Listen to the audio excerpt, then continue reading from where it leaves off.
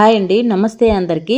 Welcome back to our channel Suma's తెలుగింటి రుచులు. నేను మీ సుమలతని. ఇవాళ రెసిపీ అయితే టమోటా ఆనియన్స్ కర్రీ అండి. టేస్ట్ అయితే చాలా బాగుంటుంది. వర్కింగ్ ఉమెన్స్ కైనా అలాగే బ్యాచిలర్స్ కైనా చాలా బాగా ఉపయోగపడుతుందండి. ఈ రెసిపీ ఒకటి ప్రిపేర్ చేసి పెట్టేసుకుంటే అప్పటికప్పుడు మీరు చపాతీ అయినా పూరి అయినా రైస్ అయినా ఏదైనా ప్రిపేర్ చేసుకొని సర్వ్ చేసుకోవచ్చు. టేస్ట్ అయితే చాలా బాగుంటుంది. అలాగే 2 days అయినా నిల్వ ఉంటుందండి. ఈ రెసిపీ చాలా బాగుంటుంది. అయితే ఈ రెసిపీకి ముందుగా స్టవ్ వెలిగించి ప్యాన్ పెట్టి ప్యాన్ హీట్ అయిన తర్వాత ఆయిల్ వేసుకోవాలండి.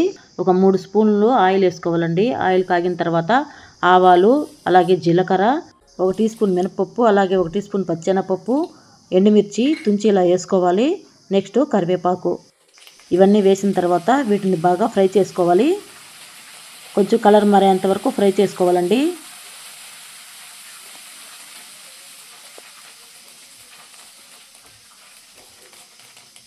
ఇలా కలుపుకుంటూ ఫ్రై చేసుకోవాలి. ఇలా ఫ్రై అయిన తర్వాత ఇందులో నెక్స్ట్ వచ్చేసి మనం ముందుగా కట్ చేసి పెట్టుకున్న ఆనియన్స్ ముక్కల్ని వేసుకోవాలండి. వీటిని కూడా కలుపుకుంటూ ఫ్రై చేసుకోవాలి.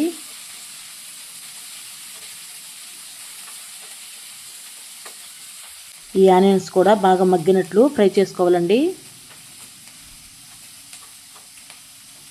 కలుపుకుంటూ ఫ్రై చేసుకోవాలి, లేకపోతే అడుగంటుతుంది. ఈ ఆనియన్స్ ఇలా మగ్గినట్లు ఫ్రై అయిన తర్వాత ఇప్పుడు ఇందులో 1 టీ స్పూను అల్లం వెల్లుల్లి పేస్ట్ వేసుకోవాలండి. 1 టీ స్పూన్ వేసుకుంటే సరిపోతుంది. అల్లం వెల్లుల్లి పేస్ట్ వేసిన తర్వాత దీన్ని బాగా కలుపుకోవాలి. ఇంకొకసారి ఈ అల్లం వెల్లుల్లి పేస్ట్ పచ్చి వాసన పోయేంత వరకు ఫ్రై చేసుకోవాలండి.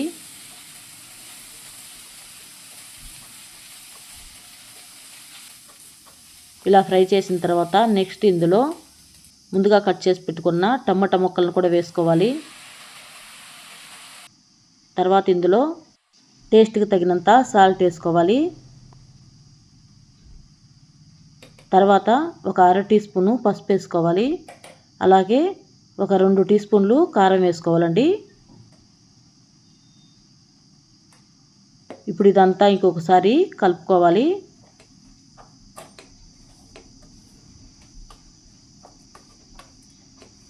ఇవన్నీ బాగా కలిసేటట్లుగా కలుపుకోవాలండి.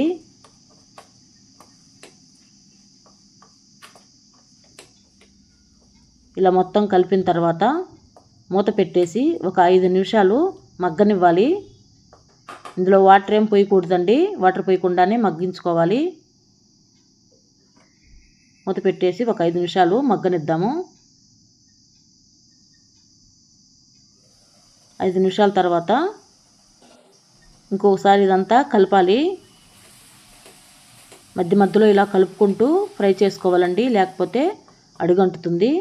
ఇందులో వాటర్ ఏం పోయలేదు కదా, టమోటాలో వాటర్ ఉంటుంది. ఆ వాటర్తోనే ఉడకాలండి ఈ కర్రీ. అందుకని ఇలా కలుపుకుంటూ ఫ్రై చేసుకోవాలి. టమోటాలు కూడా ఇలా బాగా మగ్గిన తర్వాత ఇందులో 1 టీ స్పూను ధనియాల పొడి వేసానండి. ఇప్పుడు ఇదంతా ఇంకోసారి కలుపుకోవాలి.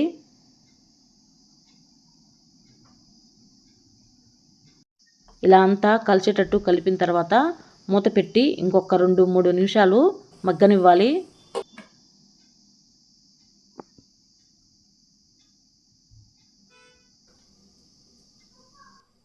3 నిమిషాల తర్వాత మూత తీసి ఇంకొకసారి కలపాలండి. ఇదంతా ఇలా ఆయిల్ అంతా పైకి వచ్చిన తర్వాత కర్రీ ప్రిపేర్ అయినట్టేనండి. ఇప్పుడు స్టవ్ ఆఫ్ చేసుకొని మొత్తం ఒకసారి కలుపుకుందాము.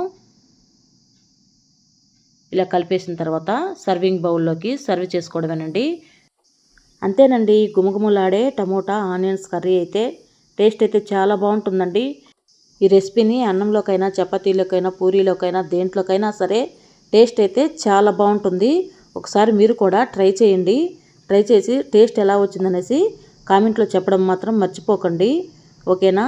ఈ రెసిపీని అయితే మనం బాగా ఆయిల్లో ఫ్రై చేస్తాం కాబట్టి 2 days అయినా నిల్వ ఉంటుందండి. టేస్ట్ కూడా చాలా బాగుంటుంది. ఈ రెసిపీ అయితే వర్కింగ్ ఉమెన్స్ అయినా అలాగే బ్యాచిలర్స్కి అయినా చాలా బాగా ఉపయోగపడుతుందండి. ఈ రెసిపీ ఒకటి ప్రిపేర్ చేసి పెట్టుకుంటే మీరు అప్పటికప్పుడు రైస్ అయినా చపాతీ అయినా అలాగే పూరి అయినా ఏదైనా అప్పటికప్పుడు ప్రిపేర్ చేసుకొని తినొచ్చండి. ఈ రెసిపీ కానీ ఒకటి ప్రిపేర్ చేసి పెట్టేసుకుంటే ఓకేనండి. ఈ రెసిపీ కానీ మీకు నచ్చినట్లయితే లైక్, షేర్, సబ్స్క్రైబ్ చేసుకోండి. మరొక మంచి రెసిపీతో ఇంకొక వీడియోలో కలుద్దాం. అందాక బాయ్ అండి. Thanks for watching.